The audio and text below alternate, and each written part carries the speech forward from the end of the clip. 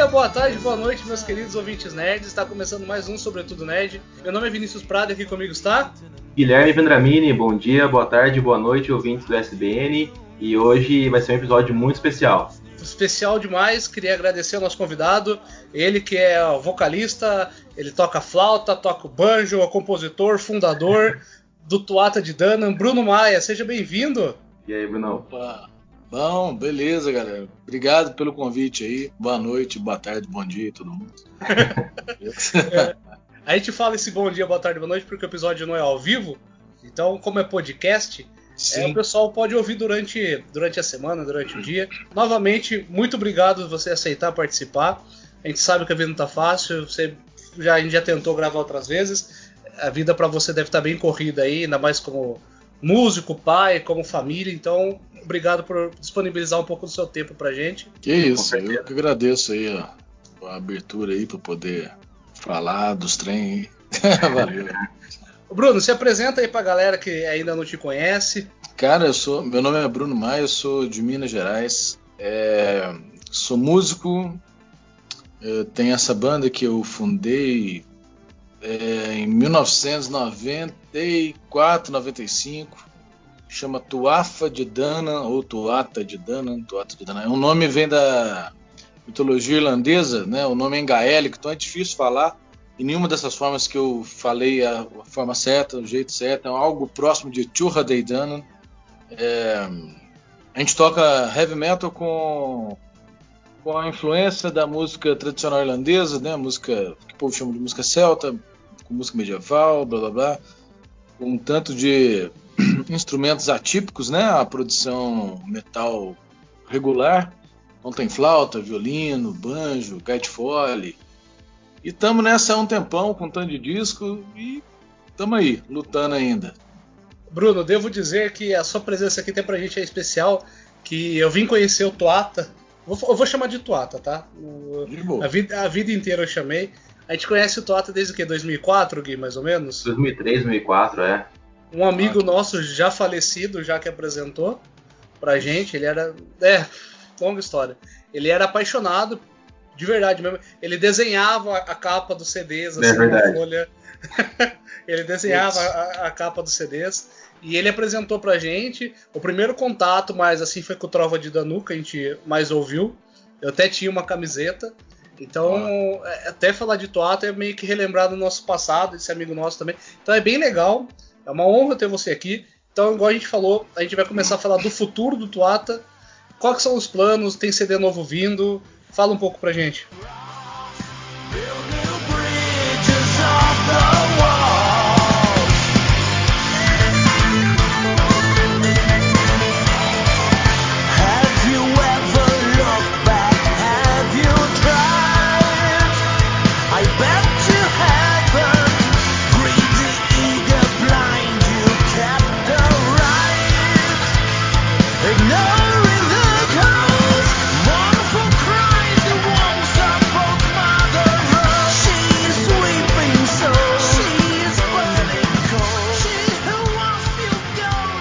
Cara, pois é, assim que nós já temos 6 discos lançados, então já constituímos nossa identidade, né, da banda e tal, aquele trem todo, e a gente queria já há um tempo fazer um disco que fosse um tributo, vou dizer assim, definitivo, assim, para a música tradicional irlandesa, que deve ser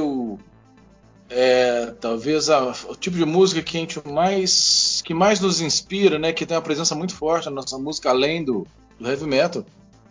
E que nas nossas músicas, né, na nossa música autoral, tem muita passagem que é inspirada nessas músicas irlandesas, né? Que é chamada de música celta.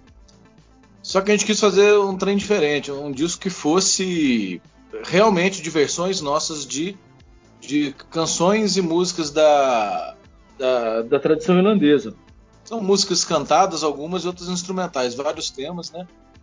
E, cara, bateu assim que começou a pandemia que a gente entrou em estúdio, saca? Então, esse disco sofreu uns atrasos violentos que a gente não esperava, porque ninguém esperava essa merda desse coronavírus. Só que, cara, agora a gente acabou, o disco acabou de chegar masterizado pra mim hoje. Ele vai pra fábrica amanhã, ficou muito massa. A gente escolheu, são 11 faixas, sendo que 9 são tradicionais, a gente não aguentou, acabamos criando outras 2. Só que dessas 9 tradicionais, a gente conseguiu mesclar muitas citações e fazer vários medleys de várias tunes instrumentais, então ficou um disco muito doido, é um disco que nos deixou muito orgulhosos, sabe, cara? Tipo assim, gostamos demais da nossa performance, da escolha, da sonoridade. E vai ser um projeto diferente da nossa carreira, né? A gente sabe disso. E deve sair agora, meados de novembro. Muito doido. Esse disco chama In Nomine Erin, alguma coisa parecida em nome da Irlanda. Até gastei usando um R sem ser o meu caipira agora, hein? Mas então, muito doido. Esse disco tem várias participações, sabe? Tem o Keith Frey do Cruachan, que é uma banda irlandesa. Tem o John Doyle, cara, que é um violonista irlandês também, que é talvez uma das minha maior influência no violão e no buzuki. Ele gravou uma com a gente, também foi uma grande realização. E vários outros caras, bicho. Vai ser bem legal. Em novembro tá na mão aí. Bacana. Ô Bruno, foi você mesmo que produziu? Foi. Eu já tenho produzido. Cara, na verdade, desde o começo, eu sempre produzi os discos, sabe? Assim, vem acreditado, porque às vezes quando fala produzir, tem muita gente que não entende. Tem gente que às vezes acha que o produtor é o cara que tá na mesa, o engenheiro de áudio, que tá mixando, que tá fazendo aquele som. Na verdade, tem muitas vezes que o produtor também faz isso. Mas geralmente esse cara é o técnico de áudio, o engenheiro de áudio, é o mixador, o engenheiro de mixagem, depois o engenheiro de masterizador. O produtor é outra coisa, aquele que concebe o disco, que tá tudo na mão, que resolve os trem tudo. Eu sempre produzi os discos da banda, só que em função de antes a gente ser muito mais peão do que a gente é hoje, a gente não tinha estúdio aqui perto nem nada, a gente ia para São Paulo para gravar, e tinha uns caras que os donos do estúdio, que eles eram os mixadores e acabavam produzindo também, daquele jeito, ajudando. Com exceção do Trovo de Danu, que foi produzido pelo Paulo Anhaia. E esse sim, ele produziu bem mesmo, na parte artística também, não só na técnica. Só que eu acho que esse eu coproduzi, que ele produziu a partir do momento que a gente chegou no estúdio, sacou? Então a gente já tinha essas músicas prontas, mas foi do caralho, que o cara é um grande produtor, um grande engenheiro de áudio. Isso depois eu produzi os outros, todos que a gente veio fazer. E eu fico imaginando porque é um tipo de sonoridade bem específico, né? Eu acho que talvez não seja todo produtor que tenha o ouvido, assim, né? Pra chegar no som que você queria. Então acho que é um trabalho que você mesmo tem que acabar fazendo, né? Imagino, não sei. Cara, tipo assim... Principalmente lá atrás, né?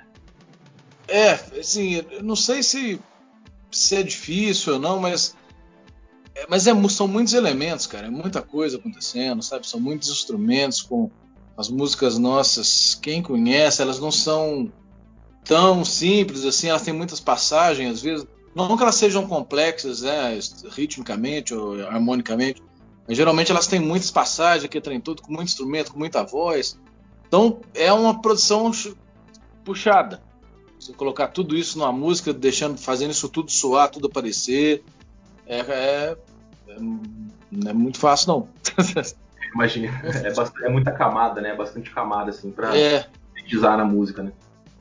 Mas cara, isso também, tipo, eu faço isso aí, eu crio eu componho essas músicas e tal, já tem muito tempo.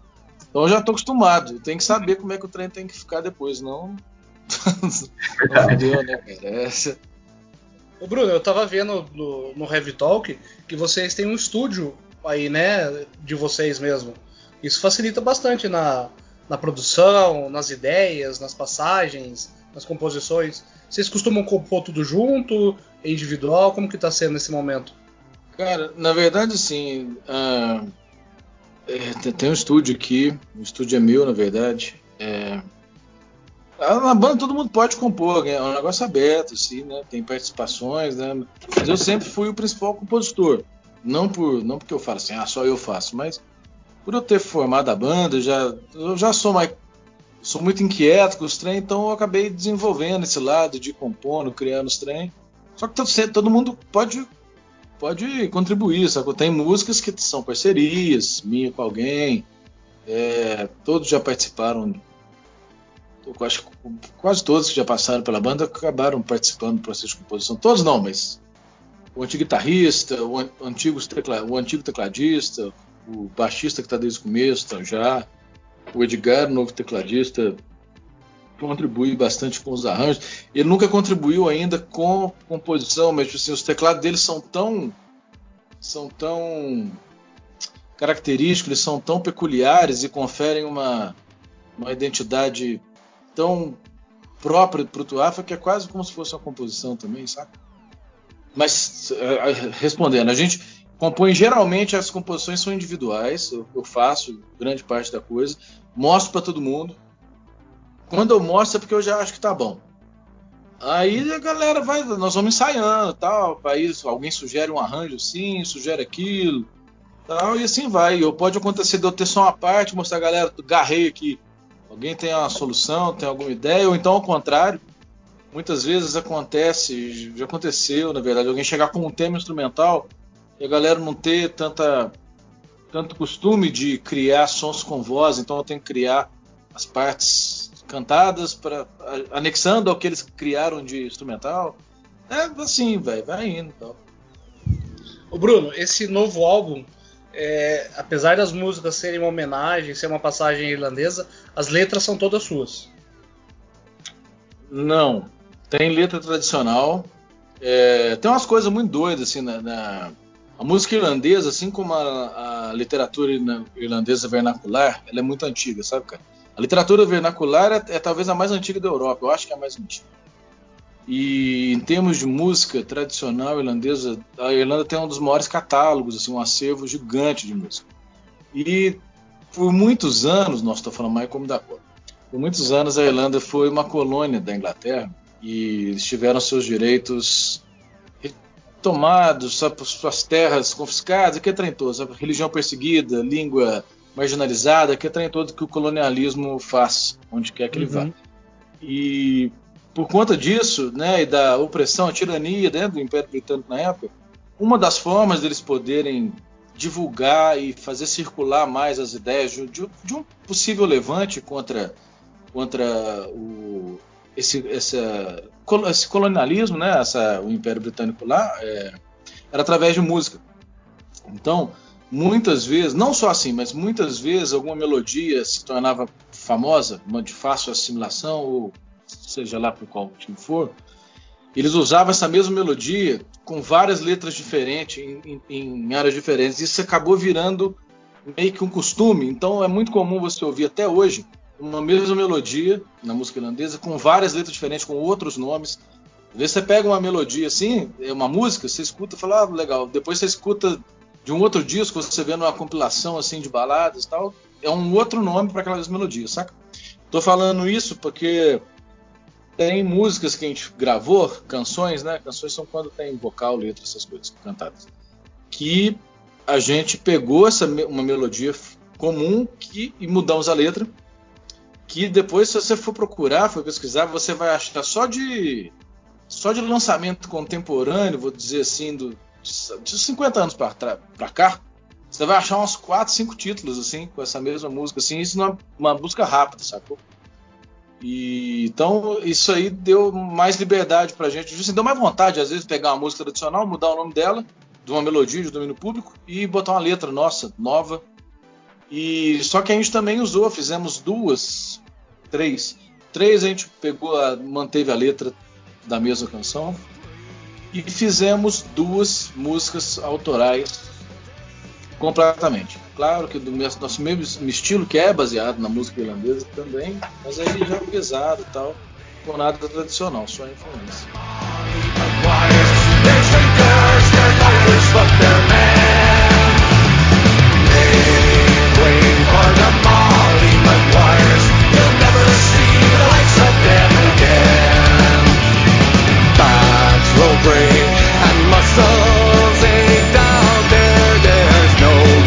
Dream of fields and farms of women. pode esperar, não vai ser igual o Tribes, né? A sonoridade do CD. Ah, não vai. Não vai porque primeiro, quer dizer, cara, não vai ser porque são outros profissionais que mixaram e masterizaram. Aí já vai ser bem diferente. Esse disco ele é muito irregular também, sabe, cara? Irregular no sentido assim, a gente não... Que quando você pensa em música irlandesa tradicional, você pode pensar... Tem muita gente que já pode lembrar das drinking songs, aquelas músicas de bebedeira, de bar, né, tal, que é uma realidade, que tem muita música de bêbado, blá blá blá. Tem a música irlandesa, que é mais essas instrumentais, né, as jigs, reels, que o povo coloca para o povo dançando em filme, geralmente usados em filmes de época, querem mostrar algum tipo de coisa em taberna, tal. Tem esse tipo. Tem muita balada de lamento, aquelas coisas que os caras estão falando, que é a coisa mais bucólica, da tristeza. A Irlanda tem uma história muito triste, que é trem todo. E as músicas rebeldes. A gente não escolheu fazer, vamos fazer um disco meio Irish punk só de treta, ou então só de bar, ou então só de música rebel songs, essas músicas assim. Então a gente pegou músicas de todos esses tipos. A gente pegou tem uma dessas de bar, tem essas músicas mais rebeldes, mais quebradeira, tem umas 3. Tem muitos instrumentais, tem 4 músicas instrumentais, 4 temas instrumentais, sendo que 3 são totalmente acústicos e 1 é pesado, tem guitarra, bateria, tudo. E tem 5 músicas metal, que a gente fez com versão metal, contando com essa nossa autoral. E o que mais? E 2 que são mais... que não são metal e são cantadas. O disco é bem irregular mesmo, ele não tem um conceito, o único conceito é que seria um disco de música irlandesa tradicional. Legal. Mas talvez por isso ele é mais legal, saca? Tipo assim, ele é uma viagem, cada música é um mundo diferente, assim. Dá pra você ouvir bêbado, chorando, brigando. Pois é. E xingando o governo. É isso aí. Xingando o governo. A gente já tem ideias, projetos de fazer episódios, a gente vai fazer críticas ao governo. Eu sei que o Toata é bem ligado com essa parte de conservação da natureza, né? O Tribes é bem voltado para isso. Então eu queria falar um pouquinho do Tribes, até que quando a gente começou a conversar. Realmente para mim o melhor CD do Toata, tá? É um CD que eu ouvi assim... Quando eu falo CD é Spotify, tá? Infelizmente Sim. Eu não sou mais o cara que compra CD. Eu não faço mais essa parte, mas assino o Spotify já faz anos e eu acredito que o Spotify ajude também o músico, né? Então eu escutei muito.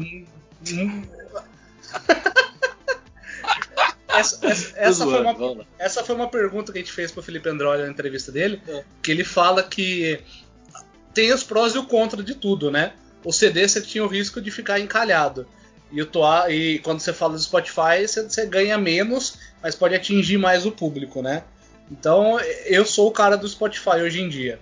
Não sou mais o cara do CD. O Guilherme já é o cara mais do CD. Eu sou mais do físico ainda. Gosto de ter, gosto de ver o teu encarte, ler tudo, ainda sou desses aí. Eu também tenho essa coisa de colecionador. A gente já teve discussões no programa sobre isso, mas queria elogiar realmente o Tribes, eu acho que é um CD muito bom. Fica uma indicação para quem não ouviu, voltar lá atrás e ouvir. Queria uma pergunta assim que eu falei para minha esposa. O que você acha que eu devo perguntar pro Bruno nesse momento, tal, antes de a gente começar? Ela falou, como que tá sendo, igual se você é inquieto nesse momento e tudo mais, como que tá sendo essa pandemia? Não tá podendo fazer show, não tá podendo fazer nada, tem que ficar isolado, só que a mente não para, tá compondo o álbum. Como que tá sendo essa mente criativa nesse momento ocioso? Cara, pra mente criativa é uma beleza, eu acho, saca? Assim. Ainda mais pra mim, cara, eu sou meio solitário, assim, nos negócios, sabe? Tipo assim... Então eu já sou meio quarentena raiz nos pontos aí, saca? Já faço os treinos muito sozinho, sou muito de ler, depois eu vou no estudo sozinho, crio os treinos, fico fuçando e tal. Sou inquieto mais nesse ponto. Então isso aí ajuda pra caramba, eu acho, pra criar. Tipo, ajuda sim, né, cara? Para mim essa pandemia é terrível em todos os aspectos, né? Tipo assim, ela só serviu para mim, o único ponto positivo, que nem é positivo, foi só para constatar umas implicâncias que eu tava com um certo tipo de pessoa, que acabou agora, ela veio só para provar que tem muita gente que é idiota mesmo, tal, que nega a realidade, nega a ciência, vem com coisa louca e são realmente nocivas pro todo, pro coletivo. Essa foi a parte positiva, só pra gente ficar esperto e deixar de romantizar o povo. Mas, cara, o ruim, quer dizer, tudo ruim, né? Esse negócio de não ter show é terrível, nem só pela parte financeira, que é desgraçadamente ruim, porque a gente vive muito disso, saca? Mas, e como eu tô quarentenado mesmo, isolado, tipo assim, pra mim é legal porque eu posso... Não tem muita desculpa, tipo assim, eu não vou ficar vendo televisão, né, cara? Então eu fico muito no estúdio mesmo, criando, fuçando. Às vezes estou escrevendo, eu comecei no começo da quarentena, eu cismei que ia escrever um livro. Tal, vou escrever, só que aí o disco começou a tomar tanto tempo meu, esse disco novo, que aí eu tive que largar, que é um livro de contos e tal. Agora que acabou, talvez eu volte. E eu tava com outro disco aí também, talvez eu vou ver se consigo fazer, que agora... A pandemia vai durar um cadinho ainda até chegar uma vacina, Deus me livre. Que Deus me livre, assim, tomara que acabe logo e tomara que venha logo a vacina. Mas tá difícil, né, cara? É ruim, a gente sente falta de um tanto de coisa, né? Não só de tocar, mas de poder ir na casa dos outros, né? De poder encontrar mais amigos. Eu não tô encontrando um pouco, assim. Até porque eu tenho uns amigos que são loucos também, que eles já não estão aguentando mais e já estão. Como é que fala? Flexibilizando bastante até. Então aí eu não encontro mesmo. Então. Mas é ruim, né, cara? Tanto que a gente está gravando esses episódios agora remoto por causa disso mesmo. Desde março, que o SBN se tornou remoto, a gente está encontrando formas de continuar a produção. E eu entendo realmente, essa pandemia veio para revelar muita gente, para tirar a máscara, né? Tirar ou colocar a máscara da ignorância. Então é bem complicado. O povo bom pôs a máscara. E, né, tipo assim, o povo bom pôs a máscara e os pregos tiram. Exatamente.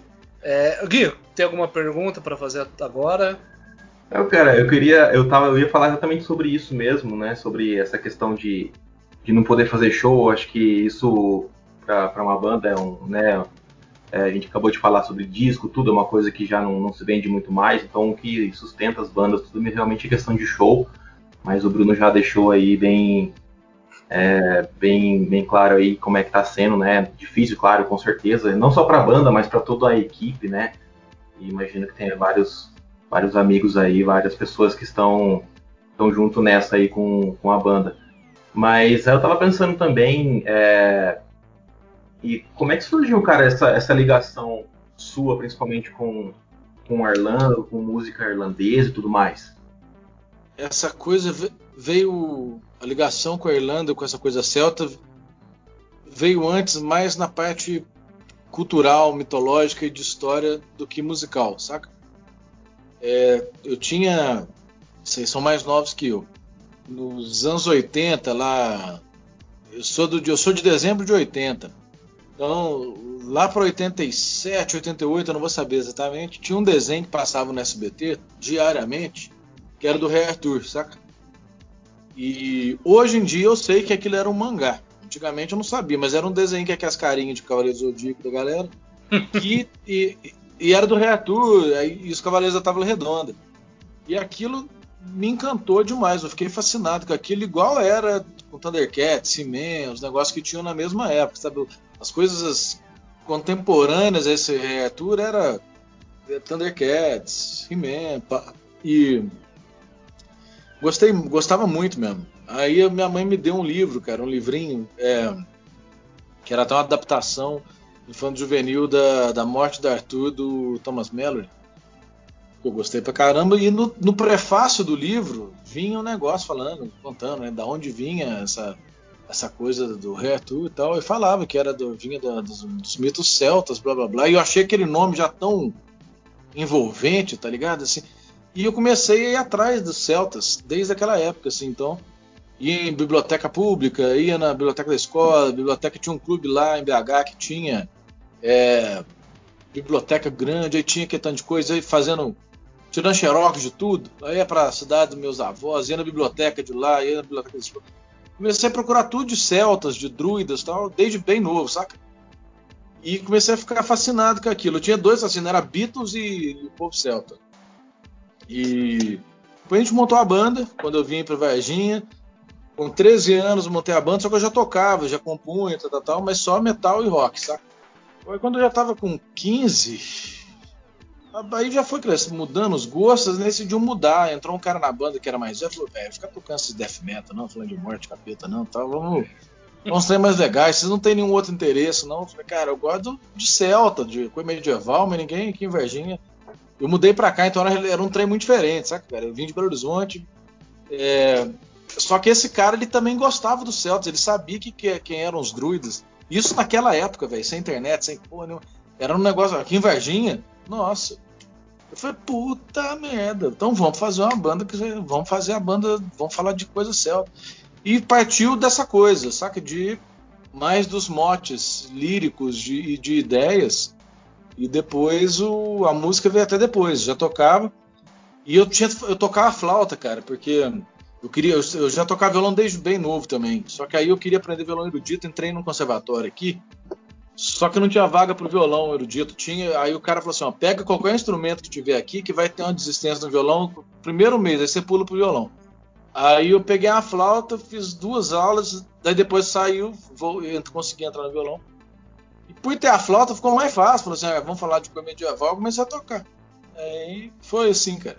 Depois vem crescendo, né? A banda era muito nova. Eu tinha 13, 14 e à medida que meus gostos musicais foram desenvolvendo e tal, agregando mais influência, o meu fascínio pela Irlanda foi crescendo também, chegou até na minha vida acadêmica, até hoje. E foi. Aí é isso aí. Bruno, então só para deixar indicado aqui, a gente tem um episódio, o número 5 do nosso podcast, que a gente fala sobre as crônicas de Arthur.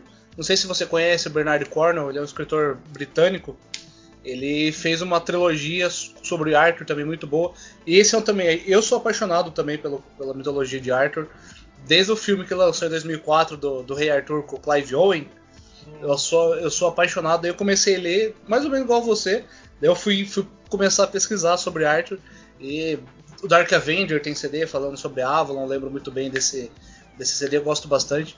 Então, se você não conhecia Bernard Cornwell, é bom é legal porque ele é um escritor que ele não foca na fantasia, ele é um escritor que foca na realidade daquele povo e tudo mais. Então acho que é bem legal juntar até com o que você está falando.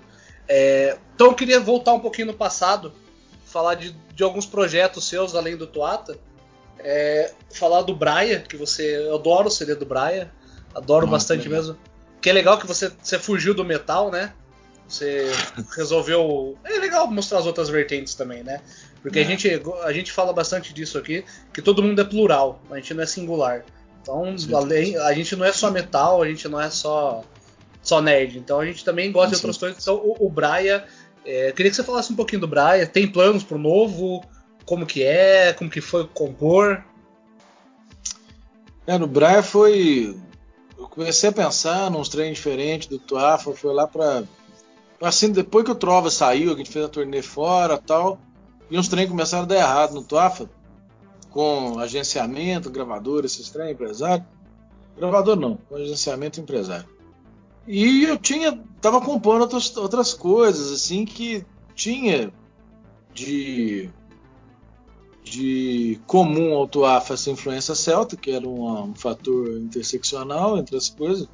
Só que ao mesmo tempo eu também eu sempre gostei muito de música mineira, sabe? Clube da Esquina, Milton Nascimento, Lobos, Beto Guedes, que tem. E também de MPB, né, cara, Chico, e gosto muito do 14 Bis, do Terço, as coisas, Mutantes, eu gosto dos Secos Molhados, muito progressivo. Eu comecei a fazer umas músicas sem pensar rótulo e só sabendo assim que não ia ser metal. Se fosse metal, eu ia fazer do Tuafa. Aí, de repente, eu já tava com um tanto de música, cara, então tinha essa necessidade de expelir aquela coisa. e aproveitar esse momento que estava compondo assim, deliberadamente, assim, sem pressão, estava espontâneo. E, cara, foi legal pra caramba. Era uma viagem que tinha essas coisas celtas com progressivo e a música e MPB, cheio de instrumentação celta, assim, né, folclórica de lá. E botei uma cantora lírica, soprano, pra cantar. Um negócio esquisitíssimo, assim, sabe, cara?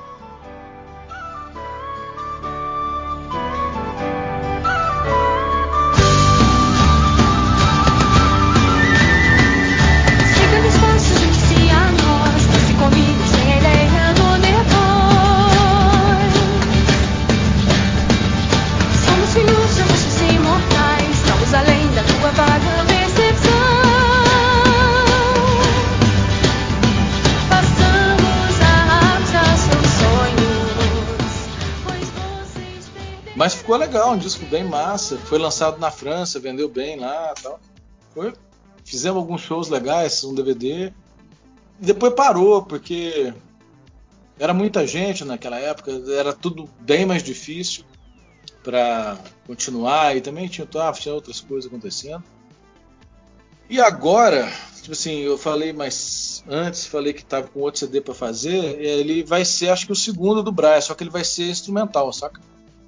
Tipo um Braia despalavrado, assim, tipo... Tem a ver que vai misturar coisa de música brasileira com irlandesa. Ele já tá 70% feito, saca? Agora eu preciso só gravar umas poucas coisas, editar uma coisaiada lá, vou mandar mixar, masterizar. E vou aproveitar, acho que a partir de semana que vem eu começo a mexer. Vou ver se eu lanço um tipo de apoia também, porque senão não tem jeito. E tomara que dê certo. Ah, mas é legal essa questão do apoia-se também, né? É o jeito. A gente, ou sobretudo nerd, a gente tá pensando também em algumas formas que a gente faz porque a gente gosta, né, do projeto, mas a gente também cria um retornozinho também pra continuar produzindo, né? É complicado, né, cara? Ô, Bruno, pesquisando sobre você pra trazer você no programa, eu assumo que eu não conhecia. É Kernuna que pronuncia, né? Uhum. Não conhecia de fato, daí conheci e me apaixonei, de verdade. Eu achei muito bom o som. Eu sou apaixonado por folk metal. Vou falar de folk, tá? Folk metal, eu adoro música folk, sempre gostei. Então o power metal, o metal e o folk pra mim sempre casou muito. Então eu sempre escutei bastante. E o Kernuna eu não conhecia. E eu achei bem legal, apesar de lembrar um pouco o Toata, ele é bem diferente também, né? Eu acho. E foi assim, foi bem naquela época que o Toata estava parado e você resolveu continuar. Tem um CD, tem planos para novos, tem plano de reunião. Eu gosto demais daquele disco, sabe? Eu não gosto do som dele, da mixagem, mas eu gosto demais das músicas e da performance.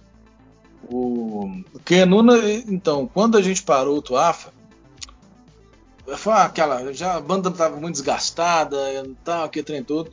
E aí o Kernuna, assim, o disco tem 9 músicas, 6 daquelas músicas, elas já eram, eu tinha composto pro Tuafa, que a gente até ensaiava algumas delas já, 5 a gente já ensaiava, eram músicas minhas e tal. A sexta eu tinha ensaiado só eu com o batera. Aí, quando parou, e eu gostava demais daquelas músicas, aí eu fiz mais 3, aí uma em parceria com o Alex, que tocava comigo no Bright, gravou o Kernuna, depois veio pro Tuafa. E chamamos o Cadu Capanema, cara, que é de uma banda que chama Cartoon, se a galera não conhecer aí, procurem sobre essa banda. É uma banda de rock progressivo de Belo Horizonte, antiga também, desde os anos 90, mas muito boa. Ele canta pra caramba, toca baixo, toca cítara, toca violão pra caramba, o cara é um monstro, saca? E a gente tava se aproximando bem, assim, a gente sempre esbarrava com o Cartoon, assim, só que o Cartoon era uma banda mais antiga, a gente ficava até meio assim, saca? Depois a gente foi se aproximando, tal, ficamos amigos. Eu chamei ele, cara, vamos participar. Então ele tem um vocal muito foda, cara, canta demais. E o disco foi muito bom, cara. Eu gosto pra caramba. Ele seria a continuação do Trova de Danu, do Tuafa, sabe? Eu vejo o disco do Kernuna como uma continuação do Tuafa. Seria o disco que o Tuafa ia lançar, né? Talvez eu não ia ficar tão daquele jeito, porque tem o Cadu que divide os vocais. Tinha 3 vocais do Kernuna, na verdade. E é um pouco mais progressivo, assim, do que o Tuafa Saca? E foi muito doido. A gente lançou esse disco no Rock in Rio, depois ele foi lançado no Canadá. Mas vontade de fazer outro tem, mas não pode ser tão breve agora, porque tem esse do Tuaf aí, vai sair agora. Depois, cara, já tá uma loucurada pra fazer um outro do Tuaf, que esses dias foi tão... Embora as músicas sejam difíceis de tocar, porque tem muita nota da música tradicional irlandesa, um negócio rápido, embaçado, tal. É um disco muito simples, as estruturas musicais, rítmicas são muito diretas, tal. E o último disco que a gente lançou também, do Tuaf Tribes, que também é o meu favorito, ele é um pouco mais direto que os outros. Ele é até mais sofisticado em termos de harmonização, de arranjos, umas convenções assim que a gente não usava tanto, ele está mais requintado, mas ele também é mais direto ao ponto, é um disco mais... Então parece que a gente está sentindo a vontade, pelo menos eu, assim, de fazer um disco mais cabeça, assim, agora, sabe? Para descompassar esse trem que está mais direto. Aí o Kernuna tem que ir lá pra frente. O Kernuna, você falou da mixagem, realmente eu percebi isso. Não que desvaloriza o CD nem nada, mas talvez, assim, hoje em dia tá um pouco mais fácil a situação. Pensar talvez aí uma remixagem, dar uma trabalhada melhor. Que realmente o CD eu achei muito legal. Fala sobre o Curupira. Que eu acho que falta um pouco isso no metal daqui. Que a gente tem grandes músicos, tem grandes bandas, mas a gente falta trabalhar um pouco a mitologia brasileira, né? Eu acho que eu sinto essa falta aqui. Sim. Então eu achei bem legal a ideia do Kernuna. Gostei bastante, até mandei pro Gui na mesma época, no mesmo dia que a gente começou a ouvir, até pra gente tá na mesma sintonia. Mas pra mim foi uma surpresa muito grata. Realmente tá baixado no Spotify, tá CD que eu tô escutando assim todos os dias. Ah, que legal, cara. Não, achei bem divertido o CD. É meio que uma bagunça sonora, né? Tem uma música que ela tá num nível, daí ela já muda, eu achei bem legal isso. Que você não é um CD que você... é previsível. Eu gosto disso. Não. De todos os CDs do Tuata, até o Tribes mesmo, que eu gosto muito, que você não sabe o que esperar na primeira audição. Isso é bem interessante, porque você não fica previsível igual os power metal alemão que a gente estava acostumado antigamente, que a gente já sabia que a faixa 7 era melódica, a última faixa era maior, você tinha aquela que era mais pesada, mais speed. Então eu acho isso legal. É uma coisa que eu valorizo muito do metal nacional, que é essa criatividade que os músicos aqui têm, que a gente nunca sabe o que esperar, né? Então, realmente, para mim, todos os CDs do Tuata, o Kernuna, o Brahe, é bem legal que a criatividade se sobrepõe até ao restante, né? Das músicas. Outra coisa que eu mandei pro Gui, agora também, que era aquele projeto do William Shakespeare, Hamlet, lá de 2001, que o Tuata também participou. The Last Words é minha música favorita da banda. Queria ver com você se existe, o pessoal conversa sobre colocar no Spotify, se existe pensamento de relançar esse álbum, porque eu acredito que a galera mais nova do metal assim não vai conhecer muito bem essa obra, né? Que eu considero realmente poderosa. Tem bandas ferradas, tem o Edu ainda estava no Symbols, a gente tem o André que canta, tem o Tuata, tem Crusader, tem muita coisa boa ali, e eu acho que é uma coisa que não pode ficar perdida no tempo, né? Cara, eu pensava que esse trem até tava no Spotify. Sabe? Não tá, eu fui procurar. Eu não sei se isso aí dá trabalho, porque esse disco, na verdade, ele é um projeto da Die Hard, aquela loja, e que é um selo também, né? Não sei se eles ainda funcionam como selo, mas eles lançaram muitas bandas nacionais, alguns lançamentos gringos também, e esse projeto foi deles. O Fausto lá, um dos donos da Die Hard, é um cara super engajado, um cara muito culto, que lê muito e tal, e eles tiveram essa parada de fazer um álbum conceitual, né, do Shakespeare, do Hamlet. Talvez seja a obra mais estudada no mundo. Acho que tem uma parada assim dela ser o livro que tem, a obra que tem mais, a bibliografia maior sobre uma obra literária sobre o Hamlet, saca? Que é um trem estranhíssimo mesmo, lindo, e que levanta muitas questões, né? Aborda muita coisa. E o disco teve que ser legal pra caramba, né, cara? Chamou muitas bandas legais da cena aí.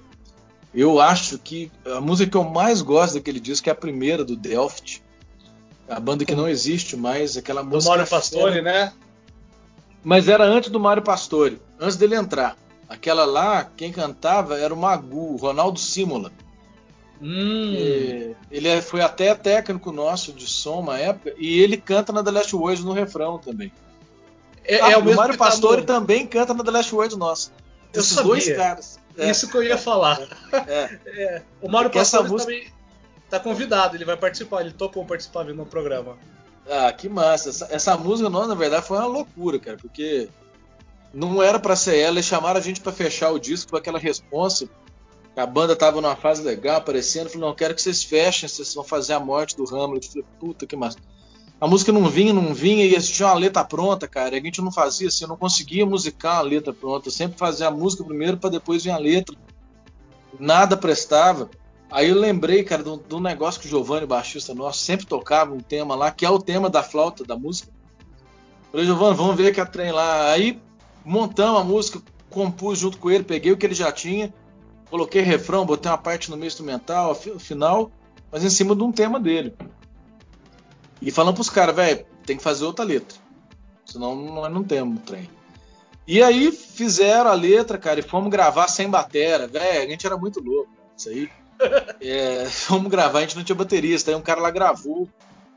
E a gente tava tentando botar um outro vocalista na banda nessa época. Eu queria tocar uma guitarra e tocar mais flauta. E esse cara ia com a gente pra São Paulo. Eu pegava o ônibus aqui em Varginha, parava em Pouso Alegre, ele era de Pouso Alegre, e a gente ia pra São Paulo. Só que ele deu cano, ele não foi. E eu tava com a garganta fodida, não conseguia cantar nada. Aí eu cheguei lá e falei, velho, eu vou ter que cantar, mas muito provavelmente eu não consigo cantar o refrão e o final da música. Aí eu cantei só as partes graves, as estrofes, e o Magu, que era do Delft, o Ronaldo Simula, fez o refrão. Porque eu não conseguia mesmo, eu tava com a garganta arregaçada. E o Mário Pastore fez o começo, eu gravei os vocais do começo, só que ficou um negócio muito fúnebre. E comentei com o cara, eles foram lá, chamaram depois o Mário Pastore, falando pra fazer um negócio mais dramático e menos fúnebre, assim, menos ofício de trevas, ele foi lá. Então tem essas participações muito massa, que contribuíram pra música pra caralho, e era uma música muito querida, assim, da banda, assim. Que legal, cara. Bom saber. E realmente, eu quis tocar nesse assunto porque praticamente hoje em dia você não se ouve falar dessa obra, né? Acho que as bandas devem tocar separadamente, mas não sabia que compunha essa ópera tão grande, né? Daí... Tinha uma música lá também muito massa, de uma banda que não existe mais, o Hammer of the Gods, cara. Acho que é a música 4. Opa, caralho! E o legal desse tipo de obra é isso, né? São bandas que nem existem mais e que é uma oportunidade da galera conhecer, ouvir um pouco dessas bandas, né? Com certeza, cara. E retrata, né? Retrata um período, assim, do heavy metal brasileiro, para quem interessar, para ver o que estava rolando. Porque, como tem essas bandas que não existem mais, mas não, esse Hammer of the Gods mesmo era um som meio setentista, meio stoner, não sei. Os Symbols na época, com o Edu ainda. Tinha o Crusader, que não existe mais, fazia um som meio bem rapisódio, né, cara? Mas tem banda que ainda tá aí, o Imago Mortis, tem o Nervo Chaos, o Turtle Squad. O Delft não existe mais, que é muito bom. Santarém, legal pra caralho. Cara, puta disco, muito massa, né? O Crusader voltaram. O Crusader voltou. Quando? Agora? Eu já tô conversando também com eles pra trazer eles no programa. Porque daí, com a morte do André Matos, eu comecei a pesquisar presenças dele nas músicas. Ele grava uma música com o Crusader e eu fui conversar com eles. Tem um CD de 2017 e eles têm planos pra voltar, assim. Então é legal isso, gosto do Crusader. Eu acho bem, bem legal. Até Eterna.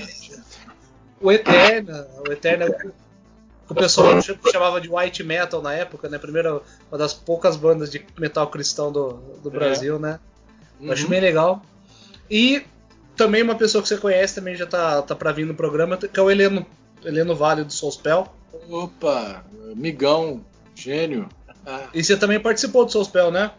Sim, participei do primeiro disco e do DVD que lançaram recentemente.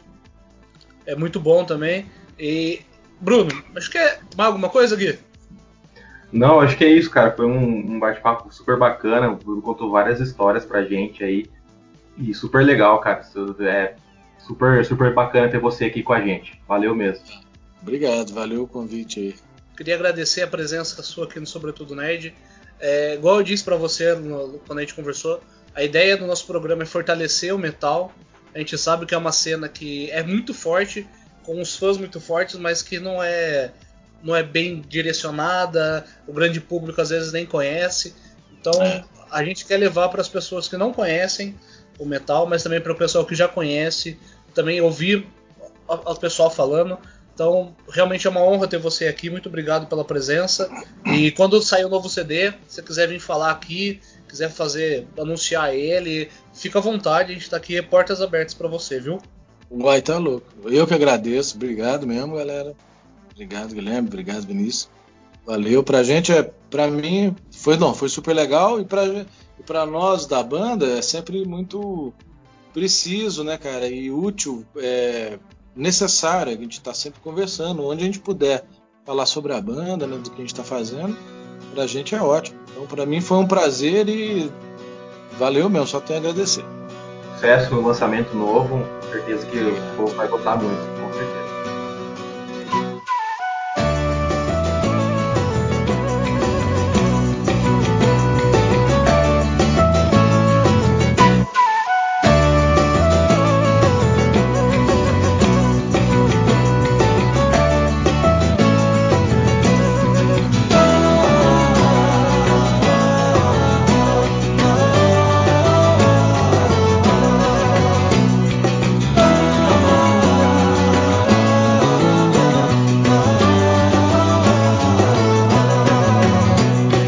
Watching this terrible scene, I am shivering with fear, the silence of king. My eyes see disgrace everywhere around. There's no way to return, no things to do. Listen to me, tell the people my story. Listen to me, tell the people my story. Poison is slowly winning my soul. Goodbye to my queen, to everyone. Night comes to my eyes and silence too. There's no way to return, no things to do.